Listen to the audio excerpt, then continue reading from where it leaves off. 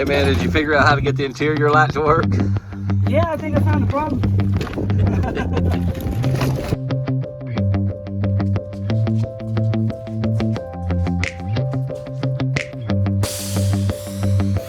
Hey guys, welcome back to Moonshiner Garage.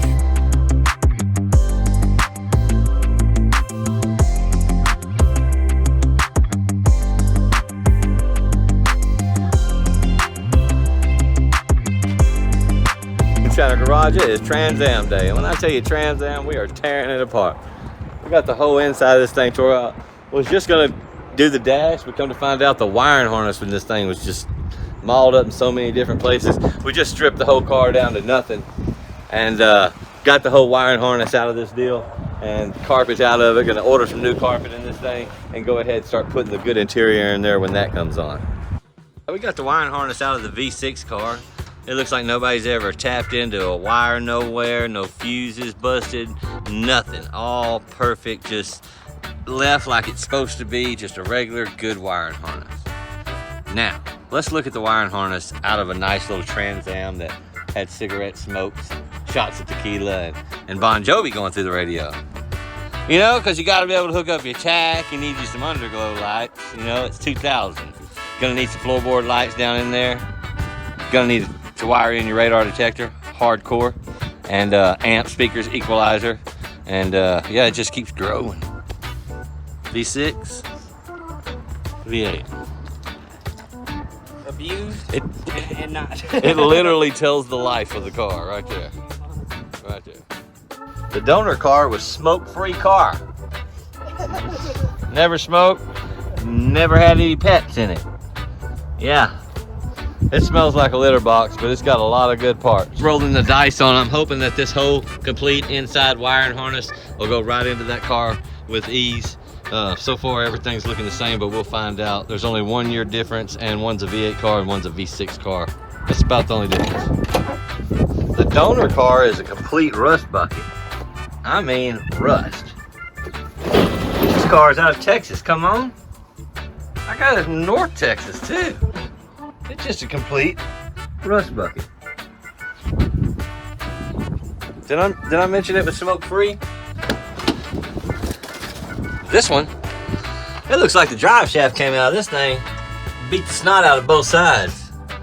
Maybe I'm wrong, I don't know. Better than that one though. Wiring harness is back in, complete.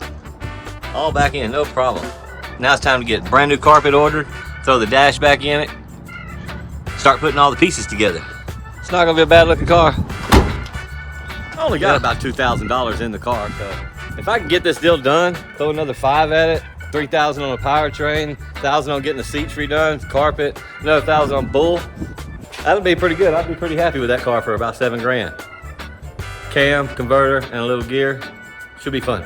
Some of y'all might remember this car. Remember I painted it for like, what was it? $87. $87 tractor paint. I did manage to get a little bit of the car done. Got the hydraulics put in, front and back, so the hood and the back stays up. I know that ain't a big deal, but I love it. And I went ahead and got the pieces off the other car and finished this up because it wasn't touching anything else. But dang, that looks amazing, don't it? And somebody already put a fuel pump door in this car for me. So it's just meant to be, I can tell. This is just meant to be a Moonshiner car. My boy Ryan found these for me on Marketplace and picked them up. I needed them too. These are in good shape. Just need to throw some paint on them and get those put in. But I'd like to know how to open this hood up. And I'd also like to know, look at that hood stay up by itself. What's up? Hell yeah, that hinge almost just broke off, but that's okay. We won't even pay attention to that. Just tell me in the comments, what type of motor should I put in this? LS1, LS3, LS2, 5.3, all that good stuff. Tell me why, and tell me what combo you would put in this clone WS6 pile of junk that I'm trying to put together for no money. No, we ain't putting no turbo on it. We might put a little pss, pss in the back, but no turbo, bro, no turbo. We could put something in there like that, or we could put something in there like that. Let me know for sure. Getting into hot rods, it pays off. Now that we got past the wiring harness, we have this vacuum set up. All these are just broke off of the Trans Am too, so you know what that means. We're back over to the junker over there. And so, Obviously, this one's got good stuff inside of it, but we're gonna take out the whole box just to get to it. And then after taking it off, you see the nice heater cord and all that stuff. You're like, dang, maybe we need to use this whole dang thing. I mean, this is all nice and clean in there. That one's got rat's nest in it.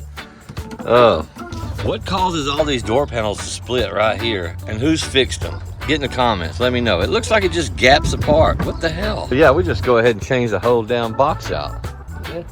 Shit. This one had a big crack in it anyway. It's all junk, man. Trans Am had a hard life. You gotta buy you a nice donor car, preferably a V6 car that nobody wanted or cared about. It's got the good parts.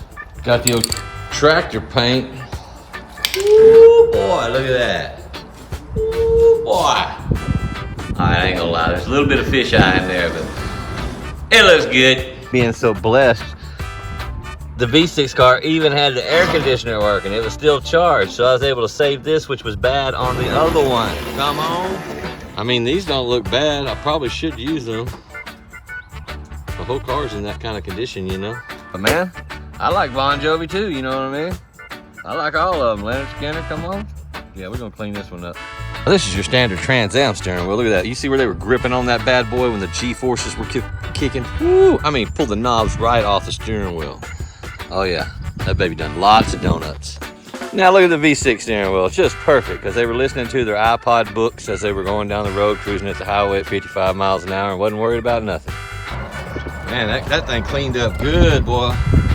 We're about to turn this little thing out. Welcome to the V8 world, baby.